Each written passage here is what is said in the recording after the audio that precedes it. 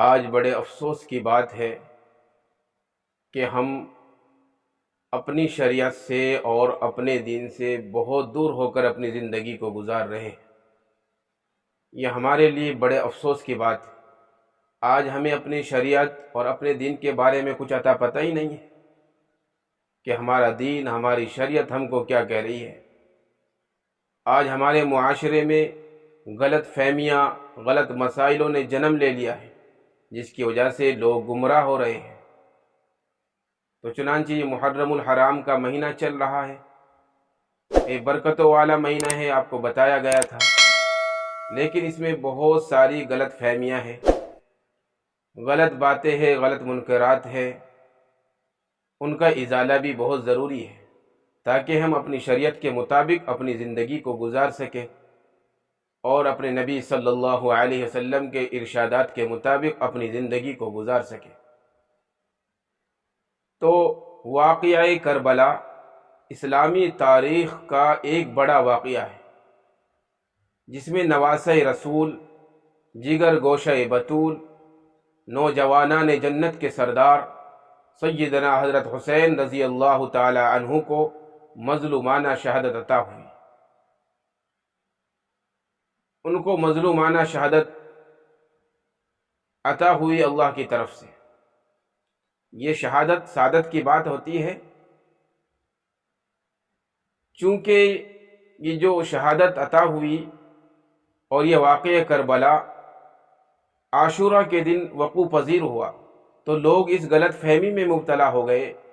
کہ ماہ محرم اور عاشورہ اس کو فضیلت صرف اسی لیے ہے کہ اس کے اندر واقعہ کربلا پیش آیا، حالانکہ واقعہ کربلا تو سن 61 ہجری میں پیش آیا، جبکہ ماہ محرم الحرام، محرم کا مہینہ، کائنات کی تخلیق کے دن سے ہی، یعنی جس دن اللہ تبارک و تعالی نے اس دنیا کو پیدا کیا، اس دنیا کو بنایا، اس دن سے اور سابقہ جتنی بھی شریعتیں گزر گئی ہیں، یعنی شریعت محمدیہ سے پہلے جتنی بھی شریعتیں گزری ہیں، ان سب شریعتوں میں ماہ محرم کا متبرک اور مقدس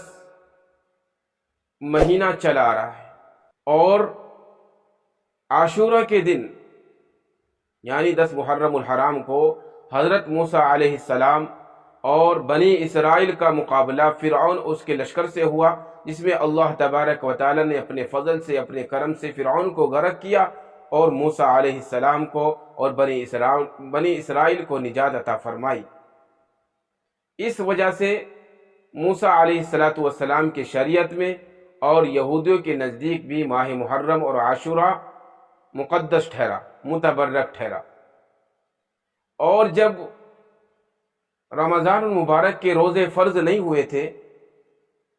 تو مسلمانوں کے اوپر عاشورہ کے دن کے روزے کو فرض قرار دیا گیا تھا، اور جب نبی صلی اللہ علیہ وسلم کا عہد تھا، ان کے عہد میں، ان کے زمانے میں بھی عاشورہ کے دن کو مقدس اور متبرک سمجھا جاتا تھا۔ حضور صلی اللہ علیہ وسلم نے عاشورہ کے دن کا روزہ، یہ عاشورہ کا دن یعنی جب محرم الحرام کی 10 تاریخ آتی ہے، اس دن کو عاشورہ کہتے ہیں۔ تو عاشورہ کے دن کا روزہ ہمارے نبی صلی اللہ علیہ وسلم نے سنت اور گزشتہ سال کے تمام گناہوں کی مغفرت کا ذریعہ قرار دیا۔ تو لہٰذا اس مہینے کو اور اس کی فضیلت کو اور اس کے مقدس ہونے کو صرف واقعہ کربلا سے جوڑنا اور اس کو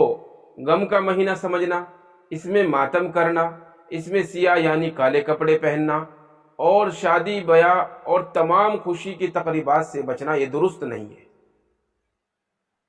یہ بالکل بھی درست نہیں ہے کہ ہم اپنی طرف سے، اپنے دماغ سے ان باتوں کو اس مہینے کے اندر کریں۔ عاشورہ کا دن واقعہ کربلا کی وجہ سے مقدس نہیں ہے، بلکہ حضرت حسین رضی اللہ تعالی عنہ اور ان کے ساتھیوں کے لیے شرف و فضیلت کا مقام ہے کہ اللہ تبارک و تعالی نے ان نفوس کو، ان جانوں کو اور ان عظیم ہستیوں کو، ان حضرات کو، ان لوگوں کو ایسے دن اللہ تبارک و تعالی نے شہادت کا مقام عطا فرمایا کہ جو دن روز اول سے متبرک اور مقدس مہینہ چلا آ رہا ہے۔ تو یہ جو ماہ محرم الحرام آتا ہے، سال کا پہلا مہینہ ہوتا ہے، اسلامک سال کا پہلا مہینہ ہوتا ہے، تو اس محرم الحرام کو صرف کربلا کے واقعے سے جوڑ کر مقدس سمجھنا یہ بالکل غلط ہے، یہ درست نہیں ہے، کیونکہ آپ لوگوں کو پتہ چل گیا ہے کہ یہ محرم الحرام کا مقدس اور متبرک مہینہ یہ روز اول سے ہی چلا آ رہا ہے۔ اس لیے ہم سب کو ان باتوں پر غور کرنا چاہیے، فکر کرنی چاہیے، اور اپنی شریعت کے اوپر بھی غور کرنا چاہیے کہ ہماری شریعت اور ہمارے نبی صلی اللہ علیہ وسلم کے ارشادات ہماری کیا رہنمائی کرتے ہیں۔ آج ہم نے یہ سوچنا چھوڑ دیا، نہ ہم اپنی شریعت کو دیکھتے ہیں، نہ اپنے قرآن کو دیکھتے ہیں، نہ اپنے نبی صلی اللہ علیہ وسلم کے ارشادات کو دیکھتے ہیں۔ ہاں، اگر ہمیں کہیں سے کوئی سنی سنائی بات مل جاتی ہے،